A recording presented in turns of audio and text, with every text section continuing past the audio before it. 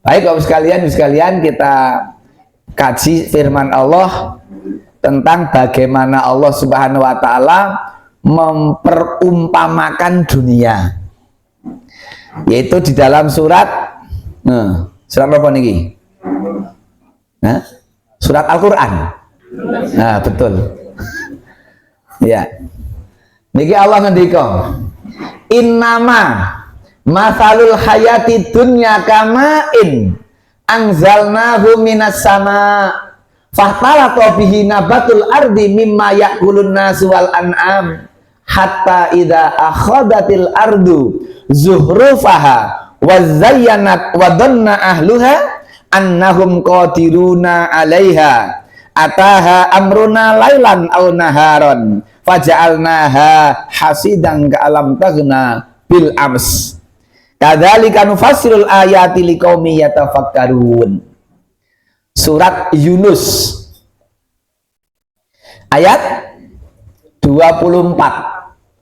Allah memberikan pemahaman kepada kita, ini fikih dunia namanya. Fikih dunia. Kita sering mempelajari fikih salat, fikih wudu, fikun nisa, fikih haji, fikih umroh. Kita belajar fikih dunia. Apa kabar dari Al-Quran tentang dunia? Apa kabar dari Nabi tentang dunia? Allah mengabarkan tentang dunia dengan bahasa innama. Innama itu bahasa Jawanya mung, ming. Kalau bahasa Indonesianya hanya. Dunia itu hanya gitu. Innama sesungguhnya. Dunia itu hanya. Innama masalul hayati dunya kamain. Sesungguhnya perumpamaan dunia itu, masalu itu, misal perumpamaan. Sesungguhnya perumpamaan kehidupan dunia itu hanya seperti air. Lengkapnya begini. Nah, niki sedap. Nah, niki. Sesungguhnya perumpamaan kehidupan duniawi itu hanya seperti air. Kalau awalnya Allah ngendika air saja. Dilanjutkan dengan anzalnahu minas sama. Air yang Allah turunkan ya. Kalau di situ terjemahnya yang kami turunkan dari langit. Berarti air hujan. Gitu. Lalu tumbuhlah tanaman-tanaman bumi dengan subur karena air itu. Maka bapak-bapak, ibu-ibu sekalian, kita itu kadang ya melihat dulu ketika belum ada hujan, rerumputan saja tidak ada. Tiba-tiba ketika kemudian air hujan itu turun, itu tiba-tiba muncul. Dan kita tidak tahu kapan menyemai benih. Itulah hebatnya air hujan. Sampai air hujan kemudian, karena ternyata air hujan itu kandungannya lebih baik daripada air biasa, air sungai. Maka konon menurut cerita yang ahli katanya dijadikanlah air hujan itu, sarinya diambil kemudian jadi pupuk. Namanya pupuk gandasil. Ini bukan nyepong, sorry, gandasil loh ya. Gandasil buah, gandasil daun, kalau gitu loh. Itu dulu-dulunya gitu. Air hujan itu luar biasa gitu ya. Kemudian karena air itu, diantaranya ada yang dimakan manusia dan hewan ternak. Tanaman itu tumbuh karena hujan. Dulu orang-orang Arab ada yang kritis gitu. Kenapa mereka menyembah berhala? Ini sebelum datang risalah kenabian. Ada namanya orang namanya Ammar bin Zaid. Ya karena memperhatikan ini Pak, air itu. Air turun dari langit kemudian menumbuhkan rumput, dimakan kambing. Lah kambing besar kok disembelih, kok dipersembahkan kepada berhala di sekitar Ka'bah. Dia protes. Dia itu tahu kalau itu salah, tapi tidak tahu benarnya bagaimana gitu loh. Karena memang risalah Nabi Ibrahim sudah nggak ada. Maka sampai kemudian beliau mendengar bahwa ajaran Nabi Ibrahim ada di Sam, Palestina sekarang itu. Jadi Nabi Ibrahim ada di Sam, dulu mengajarkan agama. Beliau sampai tinggalkan Mekah menuju Sam untuk mencari agama Ibrahim. Bermula dari memperhatikan air. Jadi rumput di tanah dimakan kambing. Kok kambing besar kok dipersembahkan kepada berhala? Ini jangan salah. Penyembelihan akikoh sudah ada sejak zaman jahiliyah. Itu digunakan untuk mempersembahkan kepada berhala. Akhirnya dia nggak bisa menerima itu, berangkat ke Sam, tetapi di Sam sudah tidak ada lagi ajaran Nabi Ibrahim. Sudah punah ajaran Ibrahim, sudah nggak ada. Inilah bapak-bapak, ibu-ibu sekalian, pentingnya pengkaderan. Terputusnya ajaran Nabi Ibrahim, sampai kemudian orang mendengar dari jauh tentang Nabi Ibrahim, ternyata ke sana sudah tidak ada lagi. Tapi yang perlu kita catat Bapak Ibu sekalian, ada yang harus kita perhatikan, yaitu keprihatinan.